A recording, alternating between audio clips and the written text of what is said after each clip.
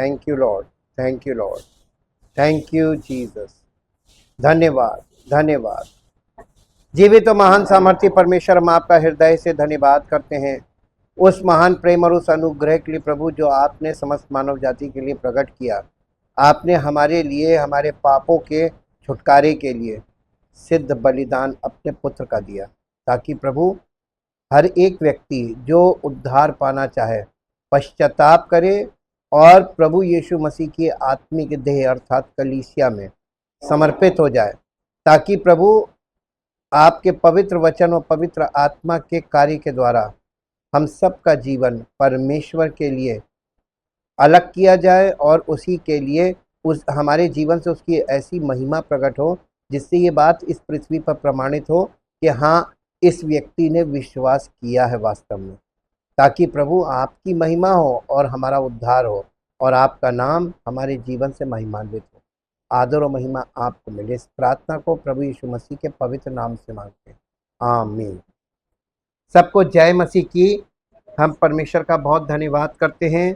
उसकी उद्धार की योजनाओं को हम लोग अब समझ रहे हैं जो उत्पत्ति से आरंभ है।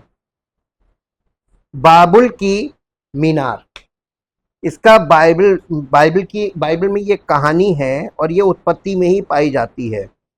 बाबुल की मीनार की कहानी उत्पत्ति के 11 अध्याय में कुछ ही आयतों में मिलती है। 1 पद से 9 पद तक इसका वर्णन है।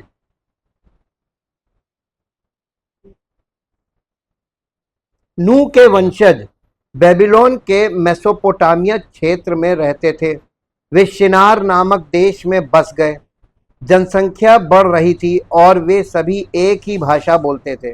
लोगों ने एक ऊंचा गौरवशाली प्रतीक बनाने का निश्चय किया कि उन्होंने अपने राष्ट्र को कितना महान बनाया है इसके लिए, ताकि उनका नाम हो। बेबीलोन वासी एक ऐसा मीनार चाहते थे जो आकाश तक पहुंचे, ताकि वे ईश्वर के समान बन सके और उन्हें ईश्वर की आवश्यकता ना पड़े।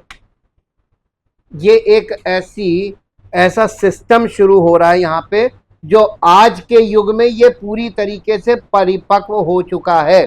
यहाँ कॉन्सेप्ट देखिएगा, बनाने का उद्देश्य और इसका कॉन्सेप्ट। उन्होंने एक विशाल जिगुराट का निर्माण शुरू किया। यहाँ पे एक शब्द आता है जिगुराट। जिगुराट क्या चीज है? जिगुराट ये जो पिरामिड्स आपने सुने होंगे, मिस्र में पिरामिड्स बने। जिगुराट एक ऐतिहासिक मॉन्यूमेंट टाइप का होता है और वो हमेशा ऐसे ऊपर जाता है, ऐसे जैसे जैसे वो नीचे बेस बहुत चौड़ा होगा, फिर थोड़ा पतला, फिर थोड़ा पतला, फिर थोड़ा पतला, फिर थोड़ा ऐसे करके वो एक टावर बन जाता है। ये दिस इज कॉल्ड जिगुराट। ये जिगुराट बनाया इन्होंने और उस जमाने में ये एक आर्किटेक्चर चलता था। लोग जिगुराट बनाते थे और जिसको टावर वो बोलते थे। परमेश्वर को लोगों के दिलों में घमंड और अहंकार, देखिए ये लोग ईश्वर शैतान ने वहां पे क्या कहा था आदम और उसकी पत्नी से, ये फल खाओगे तो तुम ईश्वर तुल्य हो जाओ, यानी तुम अपने आप में ईश्वर हो जाओगे। स्मॉल जीओडी गॉड हो जाओगे। कैपिटल जीओडी तो कोई हो नहीं सकता। Small G O D God means equal to जैसे तुम देवता हो। हाँ, ये एक कॉन्सेप्ट उसने मनुष्य में डाल दिया था, यही पाप है। और ये एक कॉन्सेप्ट आ गया। ये कॉन्सेप्ट जो है ये सिंफुल कॉन्सेप्ट है। और जब कोई व्यक्ति अपने मन में खूब फूलने लगे कि मैंने ये किया, मैंने ये कर दिया, मैंने ये कर दिया, मैं और अपनी सफलताओं के लिए फूलने लगे और घमंड से भर जाए, इसी को घमंड बोला गया है। और वो अपने कामों पर अपने ऊपर फूल रहा है, अपनी योग्यता पर, अपनी शक्ति पर और अपनी बुद्धि पर। इन चीजों पे लोग फूलते हैं। यही जो ये लोग कर रहे थे। परमेश्वर को लोगों के दिलों में घमंड और अहंकार पसंद नहीं आया। परमेश्वर ने लोगों को अचानक अलग अलग भाषाएं बोलने के लिए प्रेरित किया, ताकि वे आपस में बातचीत ना कर सकें और मीनार बनाने के लिए मिलकर काम ना कर सकें। इस वजह से लोग देश भर में बिखर गए। इस मीनार का नाम बाबुल की मीनार रखा गया, क्योंकि बाबुल शब्द का अर्थ है भ्रम, ये कहानी इस बात की एक जबरदस्त याद दिलाती है कि परमेश्वर के वचन का पालन करना कितना जरूरी है, और ये ना सोचे कि हम अपने दम पर एक सफल लेकिन ईश्वर विहीन जीवन बना सकते हैं। ये एक ऐसी जीवन शैली का निर्माण कर रहे थे कि हमें परमेश्वर की जरूरत नहीं है, हम खुद ईश्वर की तरह ऊंचाई प्राप्त करेंगे और महान बनेंगे और अपना नाम करेंगे। ये एक भावना है और ये एक प्रकार की मानसिकता भी है। और आज के युग में क्या हो रहा है, सारे राष्ट्र अपने आप को महान बनाने के लिए लगे। कॉन्सेप्ट में अंदर देखेंगे, सबके अंदर वही भावना काम कर रही है। ये अंत बेबीलोन का एंड टाइम बेबीलोन है। ये बेबीलोन को समझना बहुत जरूरी है, क्योंकि प्रकाशित वाक्य में आपको फिर ये कॉन्सेप्ट बहुत बुरी तरीके से परिपक्व दशा में मिलेगा। यहाँ पे परिपक्व नहीं था, परमिशन स्टार्टिंग थी और इस समय टेक्नोलॉजी इतनी ज्यादा डेवलप नहीं हुई थी, तब ये काम किया था इन लोगों ने। बाबुल के मीनार की कहानी क्या है, इसका यानी क्या कॉन्सेप्ट है। बाबुल की मीनार उत्पत्ति के 11 अध्याय 1 से 9 पद में वर्णित एक बाइबल कथा है। कहानी के अनुसार जल प्रलय के बाद मानव जाति एक ही भाषा बोलने लगी और शिनार देश में बस गई। शिनार को ही बेबीलोन बोलते हैं।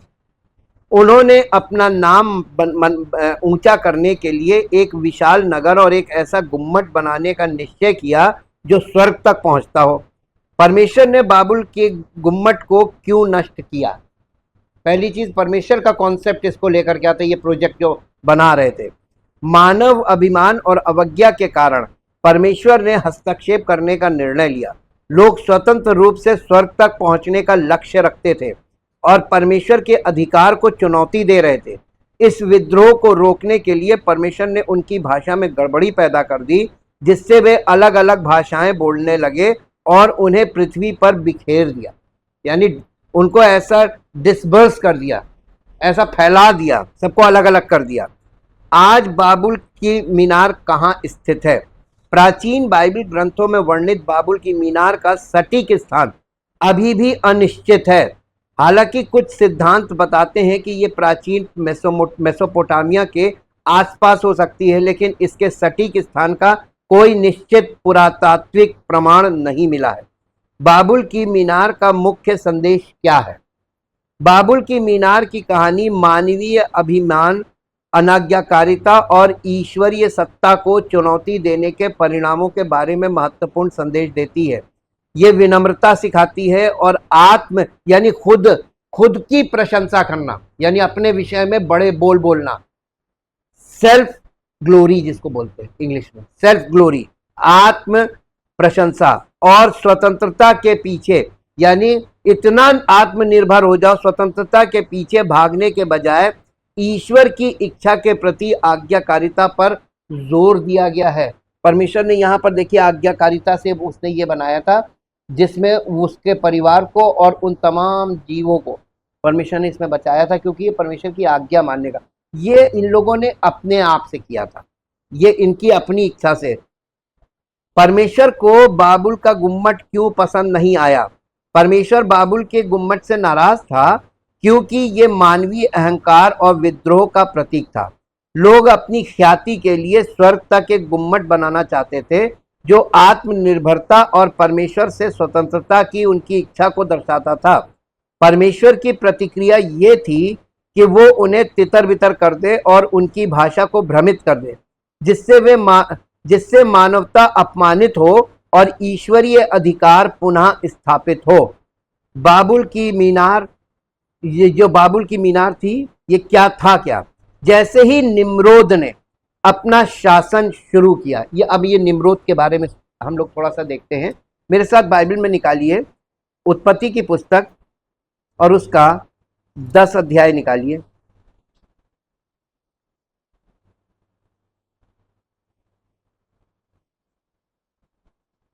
दस अध्याय का 8 पद पढ़िए। देखिए ये नूह की वंशावली ऊपर लिखा होगा, ये नूह के वंश से आ रहा है। कूश के वंश में निम्रोद भी हुआ। पृथ्वी पर पहला वीर वही हुआ है, वो यहोवा की दृष्टि में पराक्रमी शिकार खेलने वाला ठहरा। इससे ये कहावत चली है, निम्रोद के समान यहोवा की दृष्टि में पराक्रमी शिकार खेलने वाला। उसके राज्य का आरंभ शिनार देश में बेबीलोन, एरेक, अक्कद और कलने से हुआ। ये जगह थी जहां पे इसने अपने शासन को शुरू किया था। ये कौन बाबुल की मीनार का बनाने वाला? ये राजा था और ये नू का पर पोता था। नू का पर पोता था और इसका नाम निम्रोद था। और ये निम्रोद का मतलब होता विरोध। ये परमेश्वर का विरोध करता था, बिल्कुल एंटी था। इसको आप निम्रोद को यहां पे जो आप देख रहे हैं बाबुल की मीनार, इसको आप एंटी क्राइस्ट मान सकते हैं। He is a anti Christ person, जो परमेश्वर की किसी विधि को ना मान के अपने आप परमेश्वर से ऊंचा अपने आप को कर रहा। ये सेटनिक थॉट है। शैतान क्या कहता था? मैं अपने सिंहासन को परमेश्वर के सिंहासन से ऊपर कर लूंगा। तो परमेश्वर की सत्ता को चैलेंज करना, किंगडम ऑफ गॉड को चैलेंज करना, ये केवल और केवल परमेश्वर विरोधी ही कर सकता है। और ये निम्रोद वही था। इसका लक्ष्य था कि हम अपना नाम करेंगे और परमेश्वर से ऊंचे पहुंचेंगे। वे एक प्रतिष्ठित स्मारक बनाकर अपने समुदाय की सुरक्षा सुनिश्चित करना चाहते थे ताकि वे अपना नाम बना सकें। तब उन्होंने कहा, आओ हम एक नगर बनाएं और एक गुम्मट जो आकाश तक पहुंचे। इस प्रकार हम अपना नाम करें, कहीं ऐसा ना हो कि हमें सारी पृथ्वी पर फैलना पड़े। बिल्कुल नहीं चाहते थे। आप इसके 11 अध्याय का 4 पद पढ़ दीजिए। 11 अध्याय उसका 4 पद। फिर उन्होंने कहा, आओ हम एक नगर और एक गुम्मट बनाए, यानी टावर बनाए, मीनार बनाए, जिसकी चोटी आकाश से बातें करती हो। इस प्रकार से हम अपना नाम करें, ऐसा ना हो कि हमको सारी पृथ्वी पर फैलना पड़े। अब आप एक बात यहां पर गौर से देखिए कि परमेश्वर ने इनको, जब नूह के जहाज से बाहर आए थे, तो परमेश्वर ने क्या कहा था? और पृथ्वी में भर जाओ। तो परमेश्वर इनको फैलने के लिए बोल रहा था ना। और ये लोग परमेश्वर की इच्छा के अनुसार नहीं करना मांग रहे थे। ये परमेश्वर की इच्छा का विरोध कैसे करता आदमी? अपना कुछ बनाने लगता है। देखिए, प्रभु यीशु मसीह ने कहा, मैं अपनी कलीसिया बनाऊंगा। अब यहां पे ध्यान दीजिए, आज सब बना रहे हैं और अपने मन से बना रहे हैं। ये क्या है? ये एंटी क्राइस्ट मिनिस्ट्री इसी को बोलते हैं। उसने किसी को, जिसको नियुक्त किया, उसके द्वारा पिता पुत्र पवित्र आत्मा काम करेंगे और वहां पे परमेश्वर का वचन सर्वोपरि होगा और सबको मानना होगा। नहीं मानोगे तो ग्रहण नहीं किए जाओगे। तो परमेश्वर की आत्मा जहां काम करती है वचन के द्वारा, वहां पर कोई दूसरा, यानी आपके पास विकल्प नहीं है।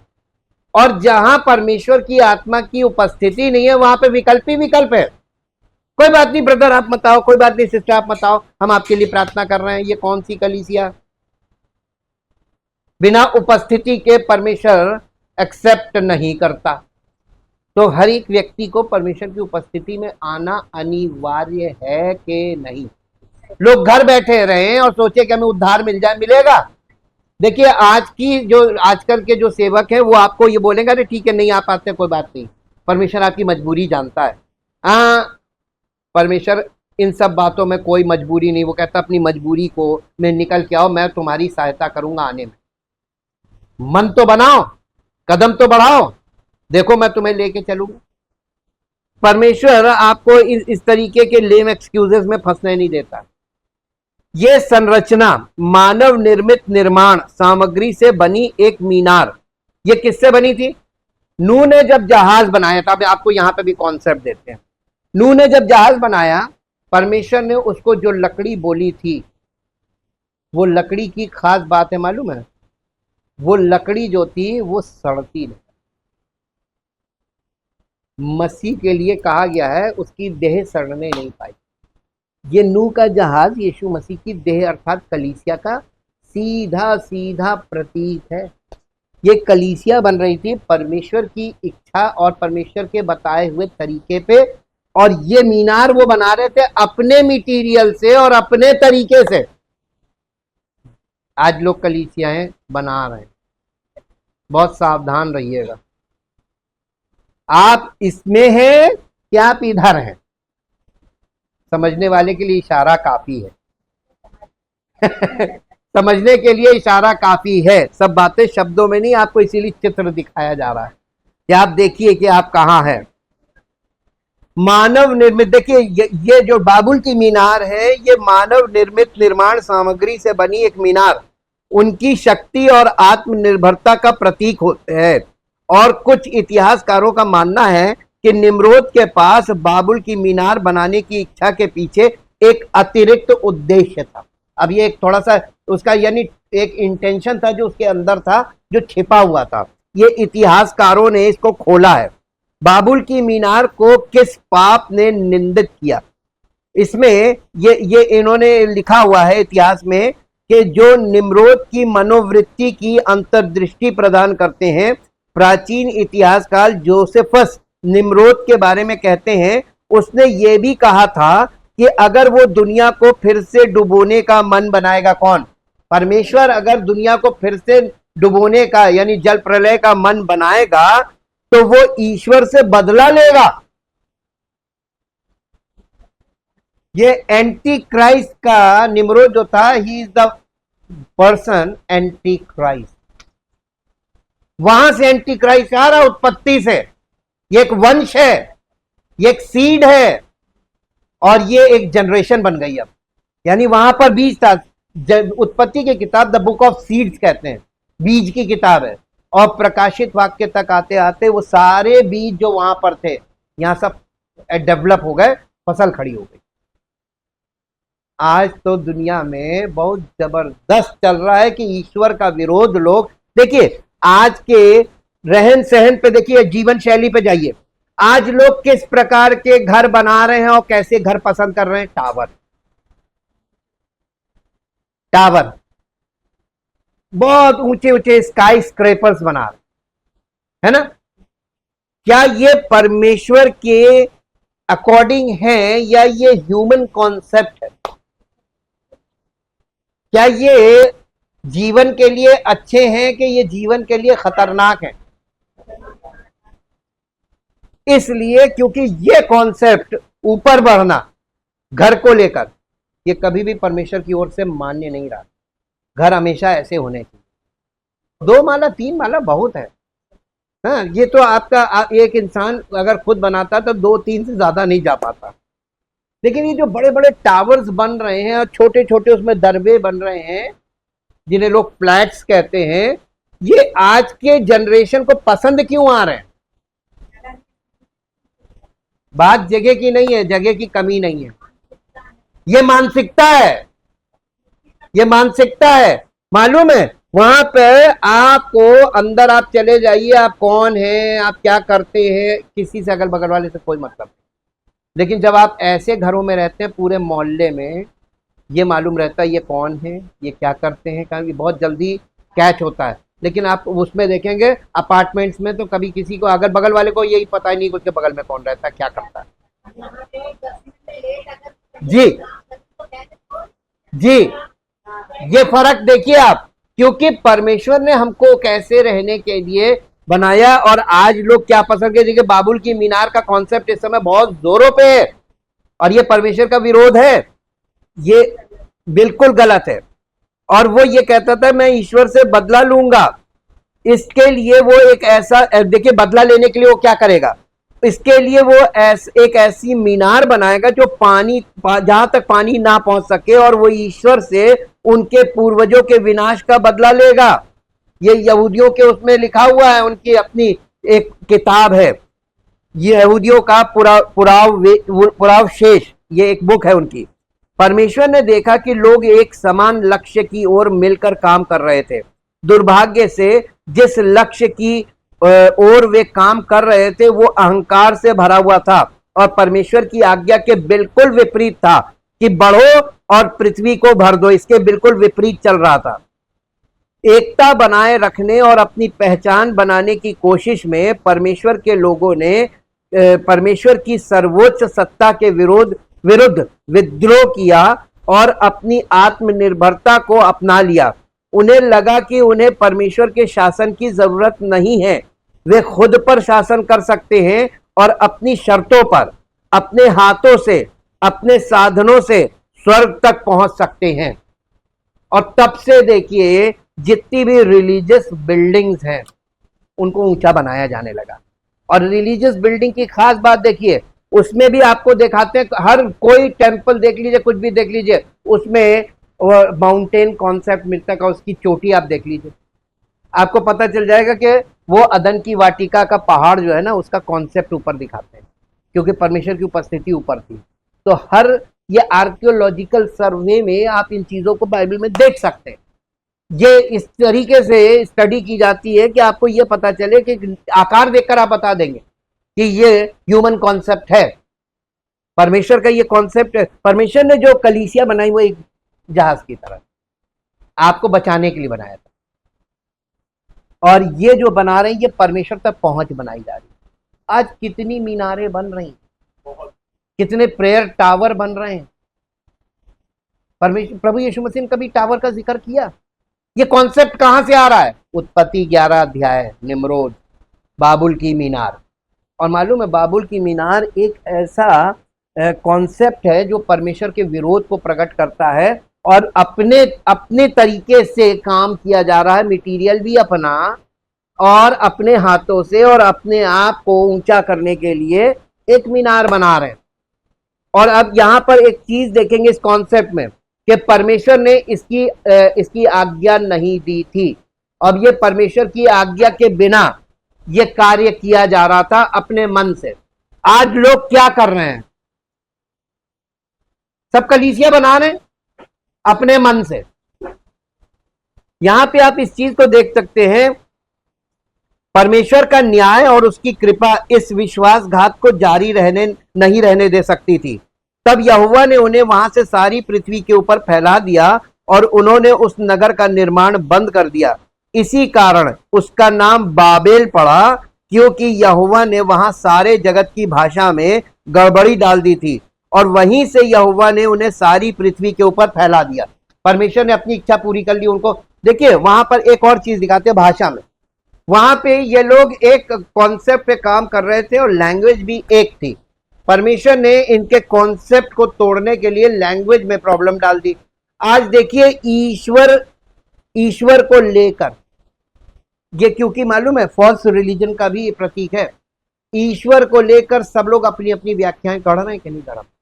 आप किसी एक कलीसिया में चले जाइए और एक बाइबल का एक पद रख दीजिए, उस पे जितने लोग खड़े होकर बोलेंगे सब अपना कॉन्सेप्ट बोलेंगे। ये क्या है?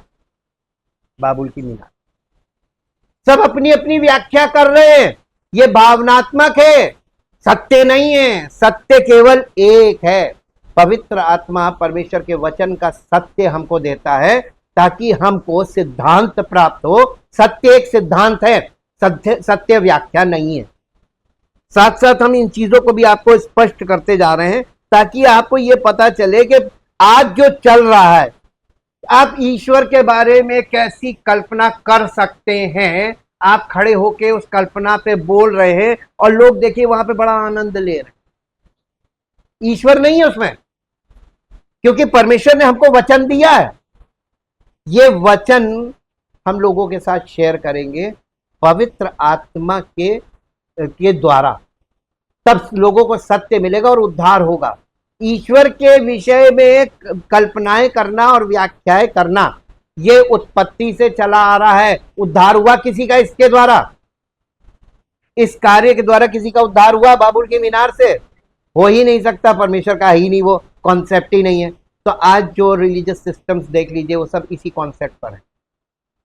ये कॉन्सेप्ट यहां पर दिखाया गया है। बाबुल की मीनार की भौगोलिक स्थिति को लेकर काफी मतभेद रहे हैं। यहूदियों और अरबों द्वारा दी गई परंपरा का पालन करते हुए इस विषय पर अधिकांश लेखकों ने इसकी पहचान बोरसिप्पा शहर में स्थित नेबो के विशाल मंदिर से की है, जिसे अब बिर्ज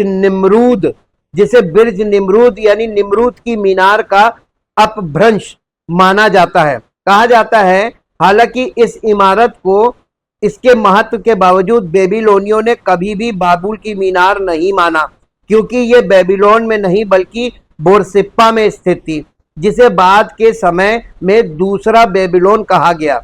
लेकिन स्वाभाविक रूप से यह उस नाम का मूल शहर नहीं था। बेबीलोन वासियों द्वारा अपने प्राचीन शहर के महान टावर के रूप में माना जाने वाला निर्माण एतेमेन आना की था, जो स्वर्ग और पृथ्वी की नींव का मंदिर था, जिसे नबोपोलस्सर और नबुकदनेस्सर ने जिगुरात बाबिली कहा था। बेबीलोन का टावर ये विश्व प्रसिद्ध मंदिर मेरोदक और उसकी पत्नी जेर पेनिटम को समर्पित था, जो बेबीलोन के प्रमुख देवता थे। ये एक्चुअली एक रिलीजियस बिल्डिंग थी और ऊंची थी, ईश्वर तक पहुंचने के लिए रिलीजन, तो इसको फॉल्स रिलीजन इसीलिए बोला जाता है। और वहां से देखिए बाइबल के अनुसार यहां से रिलीजन शुरू हुआ। ये सब जहां जहां जब पृथक हुए तो ये अपना अपना रिलीजन लेकर फैल गए और पूरी पृथ्वी देखिए आज रिलीजन से भरी। सत्य कहां गया पता नहीं। बाइबल के अभिलेखों में यह नहीं बताया गया है कि वे लोग कौन थे जिन्होंने पूर्व की ओर यात्रा की और शहर तथा मीनार का निर्माण किया। अनिश्चित वे का अर्थ उन लोगों से लिया जा सकता है जो अभिलेख लिखे जाने के समय वहां मौजूद थे, और संभवतः ये पूर्व धारणा है कि निश्चित रूप से क्योंकि बाबुल की मीनार का स्थानीय अभिलेखों में सुमेरो और अक्कादियन नाम अंकित है, इसलिए यह माना जा सकता है कि जिन लोगों का उल्लेख किया गया है वे उसी जाति के थे। बाबुल का अर्थ, बाबुल का मतलब क्या होता है?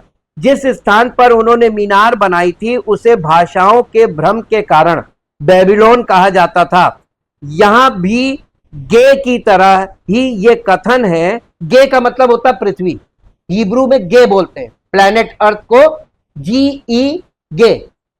तो ये गे की तरह ही, यानी इनका यहां पे ये बताया जा रहा है कि जब आप उत्पत्ति पहला अध्याय का पहला पद पढ़ते हैं और पृथ्वी बेडौल और सुनसान थी, तो गे जो था वहां पर सब, यानी वो था एकदम गड़बड़ सड़बड़ था, कोई व्यवस्थित नहीं था, अव्यवस्थित था। इसी को भ्रम बोला जाता है और यही था वहां पे। इसको एक वर्ड में और बोलते हैं, इसका मतलब होता है केओस। केओस था, केओस का मतलब ही भ्रम होता है। तो पूरी पृथ्वी जो थी जब परमेश्वर ने इसको बनाना शुरू किया तो ये भ्रम में थी। तो देखिए पृथ्वी में जो ओरिजिनल चीज है मिट्टी में, मानव के स्वभाव में, वो भ्रम है। हर व्यक्ति भ्रम से भरा हुआ है, भ्रमित। और जब वो व्यक्ति भ्रमित यानी मनोवैज्ञानिक तौर पे भ्रमित होता है तो उसको कहते हैं मानसिक डिस्टर्ब हो। अब एक मनोवैज्ञानिक तौर पे भ्रमित व्यक्ति किसी पर कोई भी दोष लगा सकता है सिर्फ शक में। मुझे लग रहा है ये मेरा पीछा कर रहे थे, मुझे लग रहा है इन्होंने मुझे घूर के देखा, इतने में तो उस आदमी की तो कहानी। ये शक में, ये भ्रमित होना। आज के युग में बताइए कितने लोग होंगे जो भ्रमित? हर बंदा एवरी पर्सन शिज़ोफ्रेनिया का शिकार सब हो चुके हैं, लेकिन किसी को मालूम नहीं। इतना भ्रम, इतना, देखिए भ्रम और शक एक ही चीज।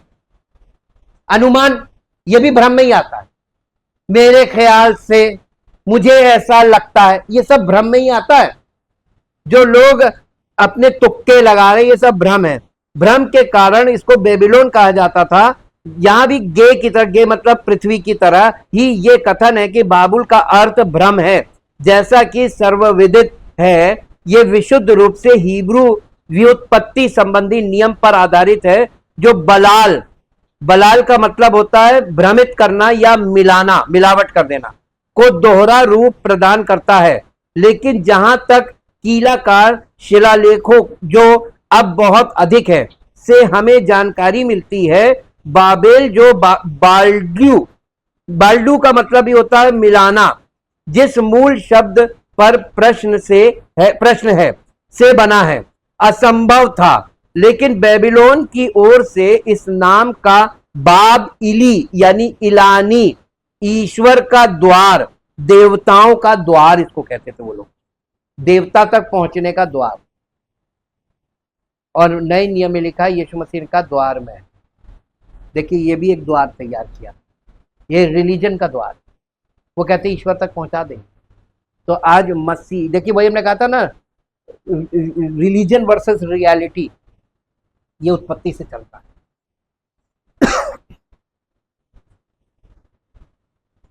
लेकिन बेबीलोन की ओर से इस नाम का बाब इली यानी इलानी, ईश्वर का द्वार या देवताओं का द्वार के रूप में अनुवाद एक लोक व्युत्पत्ति थी, इसमें कोई संदेह नहीं। हालांकि इसी अर्थ वाला सुमेरो अक्कादियन रूप का डिंगिरा भी उपलब्ध नहीं है।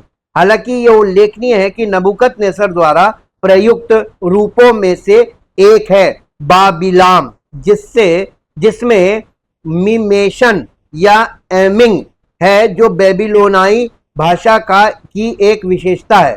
इसके अलावा एक स्थान नाम बाबिलाम भी आता है, जो संभवतः इससे भी पुराना और शायद मूल रूप से है। हालांकि कोई बाबिलाम एक साथ लाने का स्थान और बाबिलाम एक साथ लाने वाला में देखना चाहेगा, फिर भी का अंत एक बड़ी कठिनाई प्रतीत होगी। टावर का अंतिम विनाश, नगर का निर्माण कार्य तब रुक गया जब भाषाओं में गड़बड़ी हुई, जो स्वाभाविक है। अधिकांश निवासियों के पलायन ने इसे अपरिहार्य बना दिया था। जब जनसंख्या फिर से बढ़ी तो नगर का निर्माण जारी रहा, जिससे बेबीलोन उस समय ज्ञात विश्व का सबसे महान नगर बन गया। मीनार इसके विनाश के बारे में जो कुछ भी कहा गया था उसके बावजूद बनी रही। जब समय समय पर इसकी स्थिति जीर्ण शीर्ण हो जाती थी तो कोई ऊर्जावान बेबीलोन राजा इसका जीर्णोद्धार, यानी इसको बार बार वो लोग क्या बोलते हैं, रेनोवेशन करते रहते थे, इसको करते रहते थे। आज भी है ये खत्म नहीं हुई है, ये कंप्लीट नहीं हुई है, लेकिन जैसी है वैसे ही आज, ये वैसे ही आज भी है। इसको उन्होंने ठान रखा है। अंत की जनरेशन, सेकंड कमिंग पे यीशु मसीह आएगा, तब आपको देखिए प्रकाशित वाक्य में आपको फिर मिलता है, गिर गया बड़ा बाबुल गिर गया। ये उत्पत्ति में जाके गिर रहा है, यहां से शुरू हुआ, फिर ये पूरी पृथ्वी पर मनुष्यों के कॉन्सेप्ट में फैल गया, अब जगह जगह बन रहे हैं। कितने सारी मीनारें गिरेंगी, सारे टावर्स गिरेंगे, जिससे बेबीलोन उस समय ज्ञात विश्व का सबसे महान नगर बन गया। मीनार इसके विनाश के बारे में जो कुछ भी कहा गया था उसके बावजूद बनी रही। जब समय समय पर इसकी स्थिति जीर्ण शीर्ण हो जाती तो कोई ऊर्जावान बेबीलोन राजा इसका जीर्णोद्धार करता। सिकंदर और मैसेडोन के फिलिप ने इससे जुड़े बकलस बेल मेरोदक के महान मंदिर के पुनर्निर्माण के लिए कूड़ा करकट हटाना शुरू किया। इसमें कोई संदेह नहीं कि मीनार का भी इसी तरह जीर्णोद्धार किया गया होगा। लेकिन मीनार के असामयिक निधन और एक विशाल साम्राज्य पर शासन करने के लिए मीनार की अपर्याप्त मानसिक क्षमता ने इस कार्य को रोक दिया। इसलिए मीनार की मरम्मत नहीं की गई। मीनार बहुत ऊंची थी, इसका 1/3 हिस्सा जमीन में धंस गया, दूसरा तिहाई हिस्सा जलकर खाक हो गया और बचा हुआ 1/3 हिस्सा बेबीलोन के विनाश के समय तक खड़ा रहा। यह भी लिखा हुआ है। बाबुल की मीनार की कहानी का महत्व, उत्पत्ति की पुस्तक में एक विशाल संरचना की कहानी छिपी है जिसे अधिकांश मसीही बाबुल की मीनार के रूप में पहचानते हैं। ईश्वर के लोगों ने इस मीनार का निर्माण क्यों किया, ये समझाने वाला पवित्र वृतांत संक्षिप्त और मार्मिक है। विद्रोही और अभिमानी मानव जाति अपने मनमानी करना चाहती थी, लेकिन ईश्वर ने उन्हें रोकने के लिए हस्तक्षेप किया और दुनिया की सभी विविध भाषाओं का मूल उस भयावह घटना के परिणाम स्वरूप ही खोजा जा सकता है। लेकिन जब हम शास्त्रों में गहराई से खोजबीन करते हैं तो खंडहरों के बीच खजाना मिल सकता है। उस मीनार के मलबे से प्रासंगिक सबक निकाले जा सकते हैं और उन्हें आधुनिक मसीही जीवन की नींव के रूप में इस्तेमाल किया जा सकता है। पाप में गिरी दुनिया, ये कौन बना रहा था? पाप में गिरी दुनिया बना रही। अब यहां पर देखिए कि यहां पे क्या हो रहा है बाइबल में, कि जब वो लोग ये इस कॉन्सेप्ट पे काम कर रहे हैं, इस प्रोजेक्ट पे काम कर रहे हैं, तो परमेश्वर ने इस प्रोजेक्ट को रोकने के लिए क्या किया था? क्या किया था? भाषा में गड़बड़ी डाली थी। मेरे साथ निकालिए उन प्रेरितों के काम,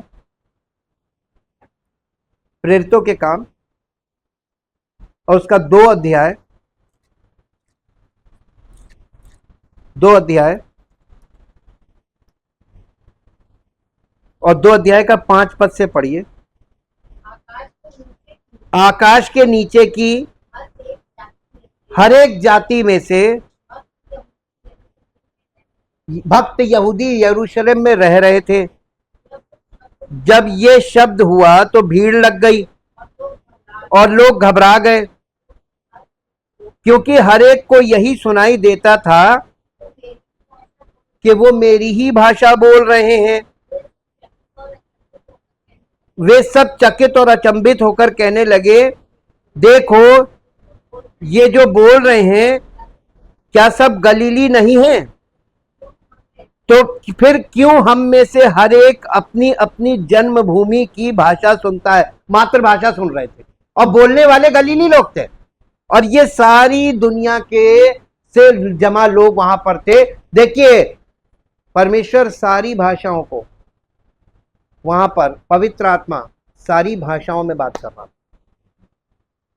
यहां पे भाषा में गड़बड़ी डाली थी और कलीसिया में उसने सब लोगों को एकत्रित कर लिया। यहां पे अलग अलग किया, डिस्पर्स किया, अलग अलग छिन्न भिन्न किया और कलीसिया में एकत्रित किया। ये कॉन्सेप्ट आपको मिला? मसीह में ही सब एक हो सकते हैं। आप खुद मिल के कुछ करेंगे, आप देखिए उसमें फूट है। आप किसी भी रिलीजियस सिस्टम को आप देखिए, बहुत माइन्यूटली रात में सोचिएगा, कोई भी संस्था शुरू नहीं, कुछ भी, उसमें फूट पड़ती जाती, टूट फूट, छिन्न भिन्न छिन्न भिन्न छिन्न भिन्न, एकता नहीं है, आत्मा की एकता नहीं है। लेकिन कलीसिया में वो सबको एक कर लेता, मसीह में सब एक कर हो जाएंगे। आपको इससे क्या पता चलता है? कौन सा कॉन्सेप्ट परमेश्वर की ओर से है? मसीह में एकत्रित परमेश्वर कर लेगा ना, विश्वास करते हैं।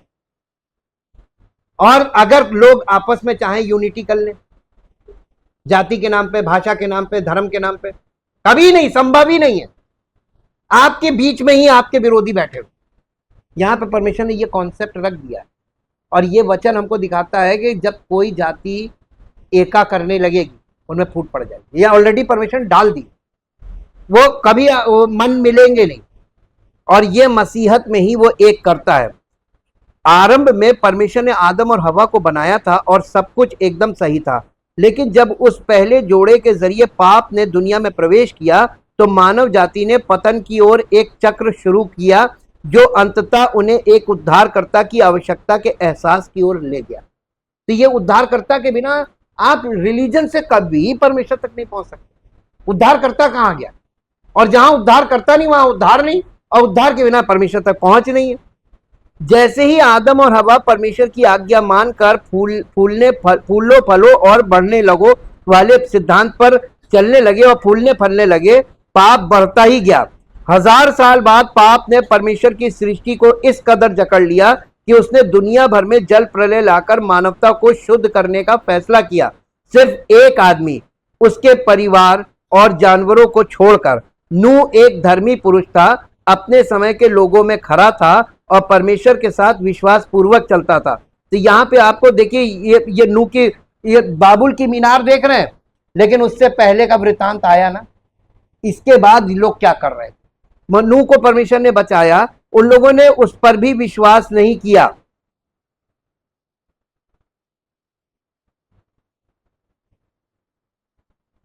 उस दुनिया भर में जल प्रलय लाकर मानवता को शुद्ध करने का फैसला किया। सिर्फ एक आदमी, उसके परिवार और जानवरों को छोड़कर। नूह एक धर्मी पुरुष था, अपने समय के लोगों में खरा था और परमेश्वर के साथ विश्वास पूर्वक चलता रहा। नूह के 3 बेटे थे, शेम, हाम और येपेत। ये उत्पत्ति 5 अध्याय के 10 पद से मैंने पढ़ा। परमेश्वर के जल प्रलय द्वारा पृथ्वी से अधिकांश दुष्टता का नाश करने के बाद भी पाप का वंशागत बीज नूह के वंशजों को भ्रष्ट करने लगा। जल प्रलय के 1000 वर्ष बाद नूह का विद्रोही परपोता निम्रोद जल प्रलय के बाद की दुनिया का पहला नेता बना। निम्रोद ने शिनार के मैदान में एक शहर बसाकर अपना राज्य स्थापित किया, जिसे बाद में बाबेल या बेबीलोन कहा गया। उत्पत्ति 10 अध्याय का 10 पद है ये। कई ऐतिहासिक लेखन निम्रोद को एक महान कदकाठी और अलौकिक शक्ति वाले योद्धा के रूप में वर्णित करते हैं। फिर भी ऐसी ही कुछ रिपोर्टें निम्रोद को एक आत्ममुग्ध तानाशाह के रूप में भी वर्णित करती है, जो जल प्रलय और ईश्वर के न्याय के कारण कटुता से ग्रस्त था। यानी जल प्रलय और ईश्वर के न्याय से वो ये बहुत बुरी तरीके से चिढ़ा बैठा था, बहुत खिसियाया हुआ था। हम इससे क्या सीख सकते हैं? बाबुल की मीनार के बारे में मसीहों को क्या बातें जाननी चाहिए? इससे हमको क्या मिलता है? पुराने नियम की कहानियां पढ़कर परमेश्वर के लोगों की स्वच्छंदता पर निर्णय देना आसान है, ये सोचकर कि आज हम परमेश्वर के प्रति ज्यादा वफादार हैं और बाबुल के लोगों की तरह पाप कभी नहीं करेंगे। लेकिन क्या हम सचमुच उन प्रलोभनों से मुक्त हैं जिनका उन्होंने सामना किया था? हमारे देश की स्थापना स्वतंत्रता, सम्मान और स्वायत्तता के महान लक्ष्य पर हुई थी। हालांकि ये उल्लेखनीय गुण हमारे देश के लिए गर्व की बात है, लेकिन कलीसिया या परमेश्वर के राज्य में इनका कोई स्थान नहीं है।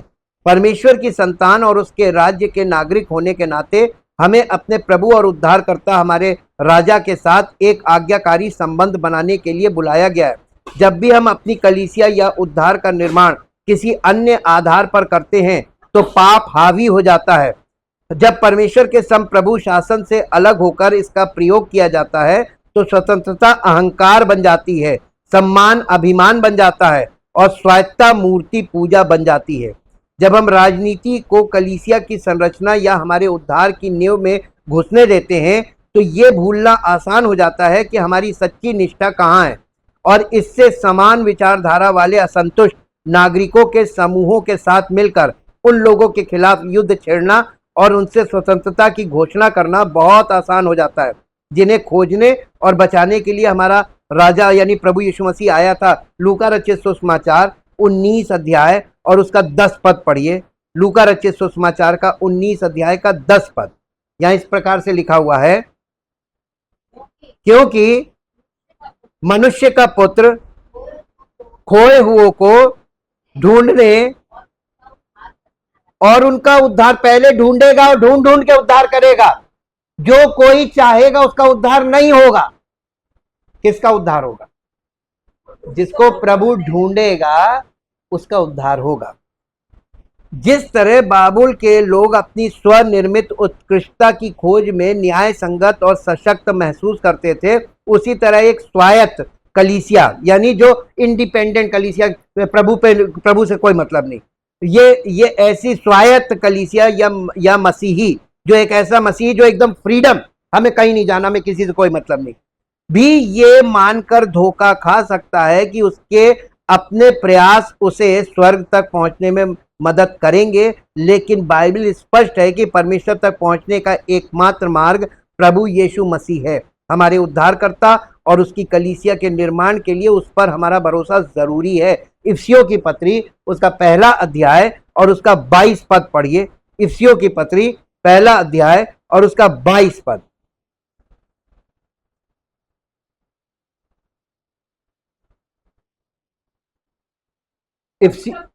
और सब कुछ किसके? प्रभु यीशु मसीह के पांव तले कर दिया, और उसे किसे? यीशु मसीह को सब वस्तुओं पर शिरोमणि ठहराकर। तो कलीसिया को क्या दिया गया है? शिरोमणि। प्रभु को शिरोमणि ठहरा कर दिया गया, हाँ, दे दिया है। और यहाँ पे यूहन्ना 14:6 में लिखा, मार्ग सत्य, यीशु मसीह का मार्ग सत्य और जीवन मैं ही हूं। मैं हूं नहीं, मैं ही हूं, बिना मेरे द्वारा कोई पिता तक नहीं पहुंच सकता। ये एकदम सच बोल रहा है। यूहन्ना 3:5 में उसने कहा, जब तक कोई नए सिरे से जन्म ले तो स्वर्ग के राज्य पर प्रवेश नहीं पाएगा। बाबुल की मीनार के बारे में जो 5 महत्वपूर्ण बातें देखिए कि पिता पुत्र पवित्र आत्मा त्रिएकता की बात सबसे पहले उत्पत्ति 11 अध्याय में की गई। उसने कहा आओ हम वर्ड किया गया। और इंग्लिश बाइबल में पढ़ेंगे तो लिखा है Father Son and Holy Spirit. पहली बात त्रिएकता आई वहां पर बाबुल की मीनार के समय। ठीक, बाबुल के मीनार के निर्माण पर परमेश्वर की प्रारंभिक प्रतिक्रिया देखते हैं, परंतु प्रभु उस नगर और उस मीनार को देखने के लिए नीचे उतरे जिसे लोग बना रहे थे। प्रभु ने कहा यदि वे एक ही भाषा बोलने वाले एक ही जाति के होकर ये सब करने लगे तो जो कुछ वे करने की योजना बनाएंगे वो उनके लिए असंभव ना होगा। आओ हम, यहाँ हम वर्ड कहा गया, उतर कर उनकी भाषा में गड़बड़ी डाले ताकि वे एक दूसरे को ना समझ सके। उत्पत्ति 11 अध्याय का 5 पद से 7 पद तक पढ़ लीजिएगा। यहाँ पे जब प्रभु कहते हैं आओ हम उतरे, तो ये हमारे त्रिएक परमेश्वर की वास्तविकता के बारे में बाइबल के शुरुआती संकेतों में से एक है। बाबुल के मीनार के निर्माण के समय नूह जीवित था। पवित्र शास्त्र के अनुसार जल प्रलय के बाद नूह 350 वर्ष और कुल 950 वर्ष जीवित रहा। उत्पत्ति 9 अध्याय का 28 और 29 पद। इसका अर्थ है कि वो अपने परपोते निम्रोद के सत्ता में आने और गुम्मट के निर्माण के समय जीवित रहा होगा। बाबुल की मीनार इराक में बनाई गई थी। इसकी एग्जैक्ट प्लेस एक्चुअली देखिए बिब्लिकल मैप में, तो ये बाबुल की मीनार का टावर प्राचीन मेसोपोटामिया में फरात नदी के पूर्वी तट पर स्थित शिनार के क्षेत्र में एक मैदान पर बनाया गया था, जो आधुनिक बगदाद से लगभग 30 मील दूर है। आज भी उसका नाम बेबीलोन ही है, वो बेबीलोन शहर है। मीनार की संरचना बाबुल के वास्तविक पाप की पहचान करने की कुंजी है। नूह के वंशजों द्वारा जिग्गुराट शैली की मीनार बनाने का चुनाव इस बात का प्रमाण है कि उन्होंने एकमात्र सच्चे परमेश्वर में अपने विश्वास की विरासत पर बुत परस्ती को हावी होने दिया था। जिग्गुराट ऐसी संरचनाएं थी जिनका उद्देश्य स्वर्ग से धरती तक सीढ़ियां बनाना था, ताकि देवताओं को मनुष्यों के दर्शन करने के लिए नीचे आने का सुविधाजनक साधन मिल सके। लेकिन पवित्र शास्त्र स्पष्ट है कि मनुष्य के पास परमेश्वर तक पहुंचने का कोई रास्ता नहीं है, ना ही हमारे पास परमेश्वर को अपने पास बुलाने का कोई अधिकार है। यूहन्ना अध्याय 10 में यीशु उन लोगों को संबोधित करते हैं जो अपनी शर्तों पर परमेश्वर तक पहुंचने का प्रयास करते हैं।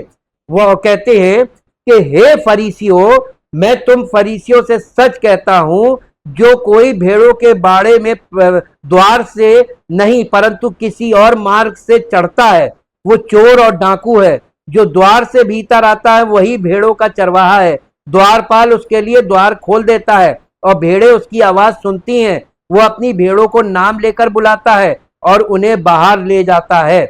आधुनिक समय में बाबुल की मीनारें अभी भी बन रही हैं। जैसे जैसे मानवता इधर उधर भटकती रहती है और ज्ञान बढ़ता जाता है, जैसा कि डैनियल की पुस्तक 12 अध्याय के 4 पद में लिखा है कि अंत के समय में ज्ञान बहुत बढ़ जाएगा। मानव जाति अपनी शर्तों पर, अपने साधनों से, अपने कौशल का उपयोग करके स्वर्ग और ईश्वर तक पहुंचने का प्रयास करती रहती है। इसका एक उदाहरण CERN का LHC हो सकता है, हिग्स बोसोन कण, जिसे ईश्वरीय कण भी कहा जाता है। ये साइंटिस्ट लोग आजकल बहुत निकाल रहे हैं ना, वो मिल गया, ईश्वरीय कण मिल गया, वो परमाणु मिल गया जिसे हिग्स बोसोन कहते हैं। ये लोग वैज्ञानिकों का मानना है कि ये जीवन के रहस्य को उजागर करेगा। यूरोपीय परमाणु अनुसंधान संगठन CERN ने दुनिया का सबसे बड़ा और सबसे शक्तिशाली कण त्वरक लार्ज हेड्रॉन कोलाइडर बनाया। CERN में अनुसंधान और वैज्ञानिक कंप्यूटिंग निदेशक सर्जियो बोर्टोलुची ने कहा, इस द्वार से कुछ निकल सकता है या हम इसके माध्यम से कुछ प्राप्त कर सकते हैं। जबकि परमेश्वर के अधिकार के अधीन लोग महान उद्देश्यों के लिए विज्ञान और प्रौद्योगिकी का उपयोग कर सकते हैं। अब पहले से कहीं अधिक मसीहों को विवेक के लिए एकमात्र सच्चे परमेश्वर से चिपके रहना चाहिए और पिता के पास जाने वाले एकमात्र भेड़ों के द्वार के रूप में उसके पुत्र यीशु पर भरोसा करना चाहिए। और इस समय क्योंकि भ्रम बहुत तेजी से फैल रहा है, देखिए बाइबल में यीशु मसीह ने कहा था कि अंत के समय में ऐसा होगा कि हो सके तो वो चुने हुए को भी भरमा दे, इतना भ्रम बढ़ जाएगा। तो आज के मसीही विश्वासियों को वचन में चिपके रहना चाहिए और कलीसिया में बने रहना, यही माध्यम है बचने का। परमपिता परमेश्वर, हम आपका दिल से धन्यवाद करते हैं। आपके एक एक वचन के लिए, आपकी एक एक बात के लिए। और आपने सहायक दिया पवित्र आत्मा, जो हमें वचनों में ले जाकर दिखने की सामर्थ्य देता है, देखने के लिए ज्योति देता है, और हमारे जीवन में जीवन की ज्योति हमें प्राप्त होती है। हम प्रभु आपका धन्यवाद करते हैं। भाग्यशाली हैं वो लोग जो परमेश्वर की उपस्थिति का आनंद प्राप्त कर पाते हैं। हम प्रभु आपका धन्यवाद करते हैं। जितने लोग आपके वचनों को प्राप्त कर रहे हैं और इनमें मन लगा रहे हैं और इन्हें अपने मन में रख रहे हैं और आपके वचन के अनुसार समर्पित हो रहे हैं, पर प्रभु यीशु मसीह को समर्पित कर रहे हैं अपना जीवन, उन सब के जीवन में प्रभु उद्धार की सामर्थ्य कार्य करे और आपकी बड़ी महिमा प्रकट हो। सारी महिमा आपको मिले, यीशु मसीह के नाम से मांगते हैं, आमीन। Praise the Lord.